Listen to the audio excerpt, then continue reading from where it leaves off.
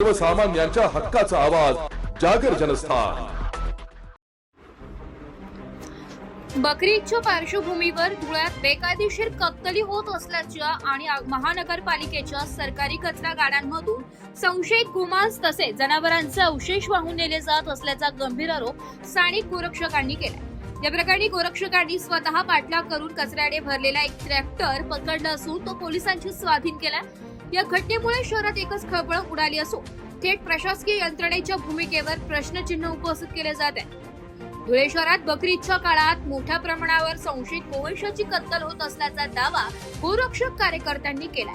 कार्यकर्त्यांनी केलेल्या आरोपानुसार कत्तलीनंतर जनावरांचे अवशेष आणि संशयित मांस विल्हेवाट लावण्यासाठी थेट महानगरपालिकेच्या सरकारी कचरा गाड्यांचा वापर केला जातोय। मिळालेल्या गुप्त माहितीच्या आधारे आज गोरक्षकांनी अशाच एक कचरा वाहून नेणारा ट्रॅक्टर रोखलाय। समोर आलेल्या दृश्यांमध्ये स्पष्ट दिसतंय की ट्रॅक्टरच्या ट्रॉलीमध्ये कचरा आणि काळ्या ताडपत्रीच्या खाली मोठ्या प्रमाणावर जनावरांचे अवशेष लपवण्यात आले होते। यापूर्वीही डम्पिंग ग्राउंडवर असे प्रकार होत असल्याचा फेसबुक लाईव्हच्या माध्यमातून पुराव्यासह समोर आणल्याचा दावा कार्यकर्त्यांनी केला। तसेच या बेकायदेशीर प्रकारांवर प्रशासनाकडून कारवाई करण्याऐवजी उलट गोरक्षकांवरच खोटे गुन्हे दाखल केले जात असल्याचा संतापजनक आरोपही त्यांनी केला। दरम्यान ट्रॅक्टर पकडल्यानंतर पोलीस घटनास्थळी दाखल झाले असून त्यांनी वाहनाची आणि त्यातील संशयित साहित्याची तपासणी सुरू केली आहे। जागर जनस्थानसाठी प्रतिनिधी रूपक बिरारी, धुळे। जय श्रीराम।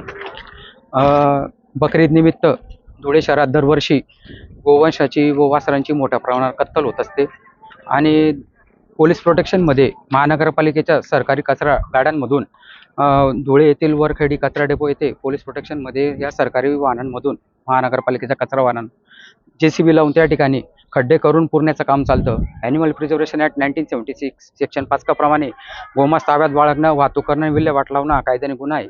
या गुन्ह्याला समर्थन प्रत्यक्षात स्थानिक प्रशासन शासन हे त्यांच्या निगराणीखाली करत असतं। हे आम्ही दरवर्षी फेसबुक लाईव्हच्या माध्यमातून जनतेसमोर, राज्यातील जनतेसमोर निदर्शनास आणून देतो। आमच्यावर गोरक्षकांवर खोटे गुन्हे दाखल होतात, 353 गुन्हे दाखल करतात आणि आम्हाला मारहाण देखील केलेली आहे पोलीस स्टेशनमध्ये। त्या संदर्भात कोर्टाला पुरावे देखील दिलेले आहेत आणि हे सर्व प्रकार धुळे शहरात मोठ्या प्रमाणावर चालत असतात, दरवर्षी होतात। काल देखील आम्ही फेसबुक लाईव्ह घेतलेली होती। फेसबुक लाईव्हच्या माध्यमातून धुळे येथील वरखेडी डम्पिंग ग्राउंड येथे मोठ्या प्रमाणावर गोवंश कत्तल केलेल्याचे अवशेष वगैरे याची आपण सर्व फेसबुक लाईव्ह घेतलेली होती। आज देखील काल आम्हाला आश्वासन दिलं होतं की आम्ही गुन्हे दाखल करू, पण आमच्या पोलीस स्टेशनला गेला गुन्हा दाखल करून घेण्यात आला नाही। म्हणून आज आम्ही पुन्हा आम्हाला गुप्त बातमीद्वारे माहिती मिळाली की अशी वाहतूक गोमांसाची वाहतूक मोहल्ल्यामधून ही सुरू आहे। तर ही वाहतूक करत असताना आम्ही हे ट्रॅक्टर या ठिकाणी पकडून पोलीस प्रशासनाला कळवून त्यांच्यावर कारवाई केलेली आहे। धन्यवाद।